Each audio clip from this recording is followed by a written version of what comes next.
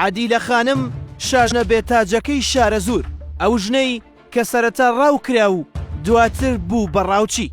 پیاوێک کە ناوی وەسمان پاشای جافە، سەرۆکی هۆزی جافە و قەڵەمڕەوی لە پێنجێنەوە تا کۆتایی دەشتی شارە زور دەڕوات. پیاوێک کە چاوی ئێرانیەکانی لەسەرە و دەیانەوێت بیکەنە دۆستی خۆیان و لەژایەتی دەوڵەتی عوسمانی بکات لە ناو قەڵەمڕەویەکەی خۆیدا. ئێرانیەکان بۆ ڕاکێشانی مەیلی میرەکان بەلای خۆیاندا هەمیشە چەکێکی بەهێزیان لەدەستدا بووە.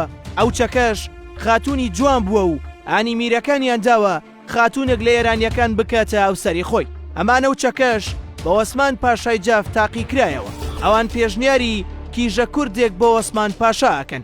کیژەکە ناوی عادیلە خان و ماڵی لە شاری سنەیە و باوکی ناوی عەبدول قادر بەگی ساحێب قڕانە. ئەوان لە سلێمانیەوە هاتوونەتە سنە. وەسمان پاشا جارێک بە بیانووی کارێک لە هەڵەبجە دەچێتە ماڵی کیژەکە. عادیلە خان دەبینێ و بەدڵی دەبێت. دواتر ڕووداوەکە لێرەوە دەست پێیەکات. وەسمان پاشا پلانێک بۆ خوازبێنیەکە دادەنێت. وەفدێک لە هەڵەبجەوە دەنەرێتە سنە بۆ خوازبێنی. پیاوێک بە ناوی شێخ حەمەمینی عەبابەیلێیی دەکرێت بە سەرۆکی وەفد. پیاوێکی چوارشانەیە، شاڵ و کڵاشی نوێ دەپۆشێ و خۆی لە چەل دەدات. کاتێک وەفدەکە دەگەنە ماڵی عادیلە خان، عادیلە خان لە پەنجەرەوە لە وەفدەکە دەڕوانێ و پیاوی یەکەمی وەفدەکە دەبینێ و وا تێدەگات ئەوە زاواکەیە، بۆیە بە ئەو سەرگیریەکە ڕازی دەبێت. ساڵی 1895 ئەو سەرگیریەکە دەکرێ و عادیلە خان بە بووکێنی دێتە هەڵەبجە.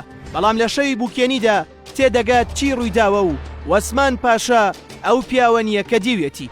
بەپێی وەسفی مێژوونووسان وەسمان پاشا چاوێکی تەواو نەبووە و دەستێکی گۆچ بووە. لەو ساتەوە عادیلە خان ناڕەزایی دەردەبڕێ و داوا دەکات بگەڕێتەوە بۆ سنە. بەڵام کۆمەڵێک ژنانی قسەزانی هەڵەبجە کۆ دەبنەوە و پێی دەڵێن تۆ دەبیتە هاوسەری پاشای جاف و دەسەڵاتان لەم ناوچەیە یەکەمە و ئەم پیاوە کەسێکی ئاسایی نییە تاکو و پاشگەز ببیتەوە. وێ ناچار ئەو سەرگیریەکە قبوڵ دەکات. بەڵام ئەم دۆخە و ئەم ڕووداوی ژیانی گرەیەکی دەرونی بۆ عادیلە خان دروست دەکات. سەرەتا بەهۆی ئەوەی وەسمان پاشا گەشتی ئەستەمبوڵ و ئێرانی زۆر کردووە، عادیلە خان لە غیابی ئەودا وردە هەوڵی فەرمانڕەوایی ناوچەکەی داوە. ساڵان تێدەپەڕن وەسمان پاشا لە ساڵی 1905دا دەمرێت. ڕاستەوخۆ عادیلە خان دەبێتە فەرمانڕەوای جاف و حاکمی ناوچەکە.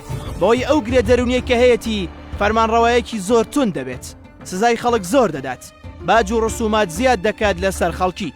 بەم جۆرە عادیلە خان لە ڕاوکراوێکەوە دەبێتە ڕاوچی. بەهۆی ئەوەی هۆزی کوردان بەو دەردەیان بردووە ئەو پشتگیری ئینگلیزەکانەکات.